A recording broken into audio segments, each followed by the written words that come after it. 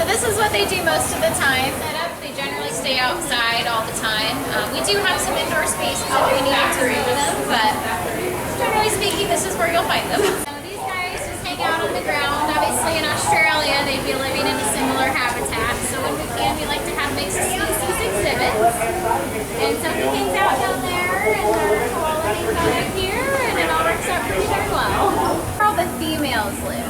So the females can hang out in the same habitat. So we've got a couple different ones over here. We have our lady koalas. Again, we do have perma wallabies living down here on the ground as well. You might see hopping around. Right down here. Yeah. Common bird that you can find in Australia. They're often known as the bushman's alarm clock because they make an incredibly loud laughing call. And we can see if Matilda would like to demonstrate that laughing call if you'd like. Sometimes she decides that she wants to talk and some days she doesn't.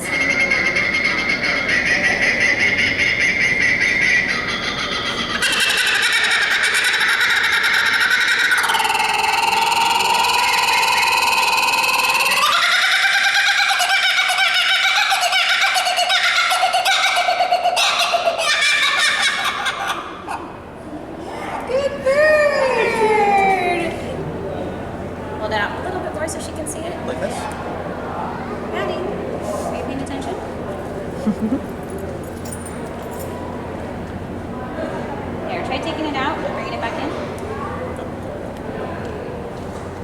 Here, let me trade you a worm. Oh, now she sees it. Bring it up closer. Now bring it a little closer.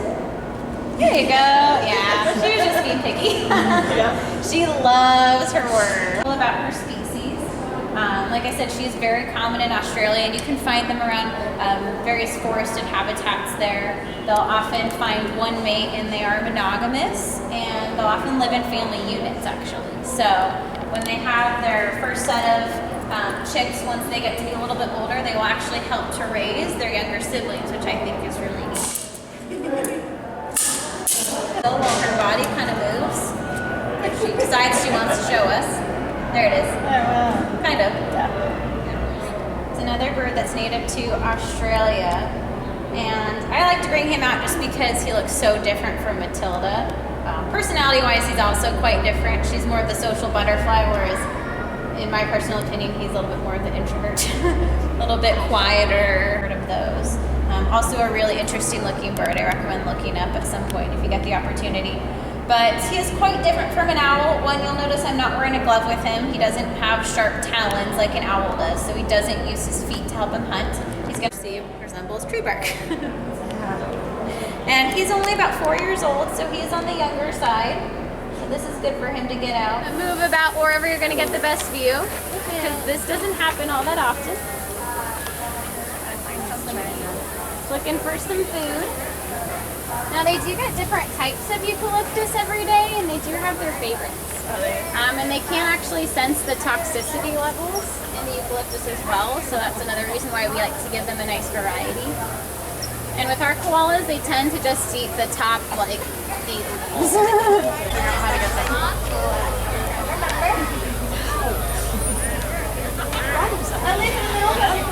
Very, very low in calories, but that is their primary source of food. Give it, that definitely does constitute the gold plate.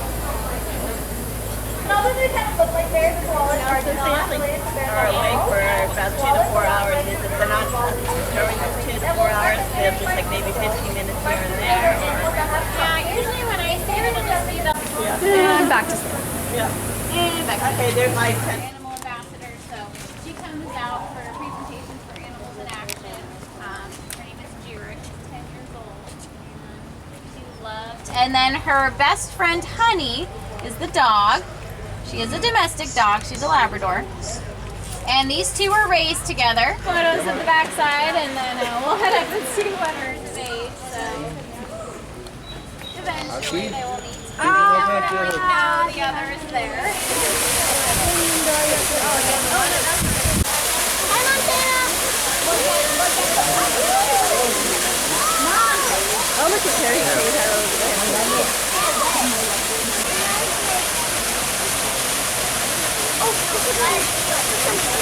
And tigers, and all three of them are brothers.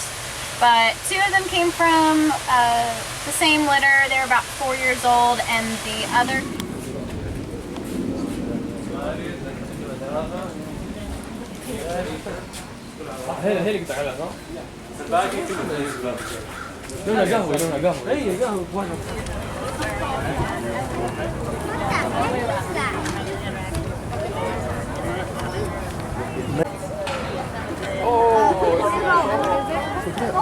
It's a mango. Play with that ball because there's food inside.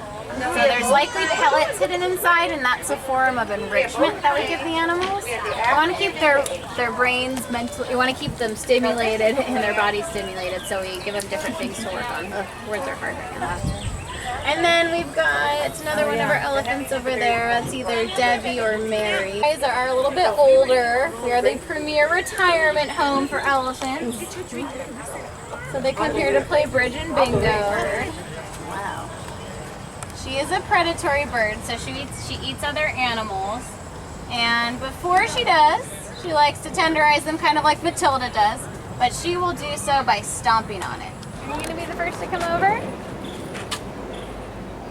So Harriet's on the far right, the one that's chewing.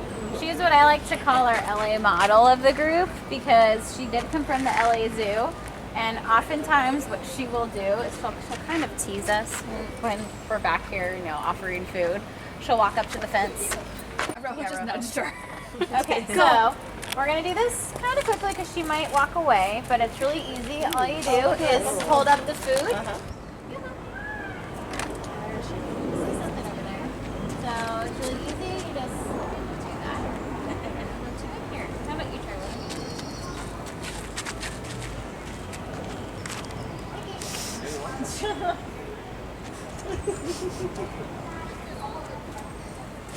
No, you're not feeling it?